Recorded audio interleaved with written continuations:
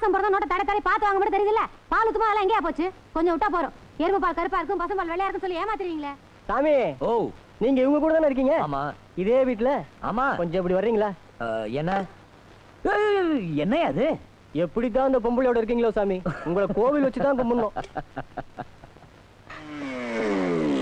ஓ மதன், என்ன சக்சஸ்யா சக்சஸ். நீ பெரிய ஆளாகிட்டிய, ஆளுங்கட்சியை பூந்து கலக்கிட்டிய. என்ன சொல்ற? என்னாச்சு?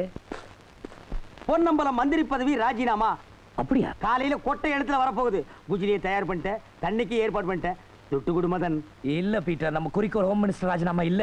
அவன் மகனை புடிச்சு உள்ள வைக்கணும். அவன் தான் வெளிநாட்டு இருக்கானே, வந்த ஒண்ணு புடிச்சு வச்சுக்கோ. குஜிலி கோச்சுக்கோ மதன். துட்டு குடு மதன். இல்ல பீட்டர், வேணாம்.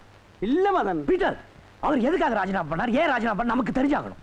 நான் எதுக்காக குஜிலி செட்டப் பண்ண, நான் எதுக்காக தண்ணி அடிக்க போறேன், நான் எந்த மூல் இருக்கேன்னு நீ தெரிஞ்சுக்கவே மாட்டேங்கிற. ஐயோ ஐயோ, அவர் உடனே சந்திக்க ஏற்பாடு பண்ணு. சொன்னா கேளுங்க, அண்ணன் இன்னும் ஒரு மாசத்துக்கு யாரையும் சந்திக்க மாட்டேன்னு சொல்லிட்டாரு. ஏண்டா டேய், டீக்கல பத்தி கண்டு வரியா? எங்க அண்ணனை பத்தி தப்பு தானே எழுதுவா? அப்புறம் அப்பா இவனுக்கு அப்ப இந்த பக்கம் வந்த கைகளை பத்துற. போடா போடா போடா டேய், போடா.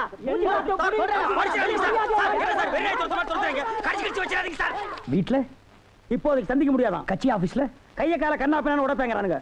அப்போ அந்த மாஜி மந்திரி பொன்னம்பலத்தை நீ மறந்துரு. சத்தியமா அவரை சந்திக்க முடியாது அப்படின்னு நீ நினைக்கிற? சார், நீங்க என்ன நினைக்கிறீங்க? சந்திக்க முடியும்னு நினைக்கிறேன். அது எப்படி சார்? எம்எல்ஏ ஹாஸ்டலுக்கு போன் பண்ணு. இப்பெல்லாம் எம்எல்ஏ அங்க இருக்கிறது இல்ல. வேற யாரு? அவங்க சொந்தக்காரங்க சுத்தி உட்கார்ந்து எடுப்பு சாப்பாடு வாங்கி தின்னுட்டு இருக்காங்க. எம்எல்ஏ ஹாஸ்டலுக்கு போன் பண்ணு.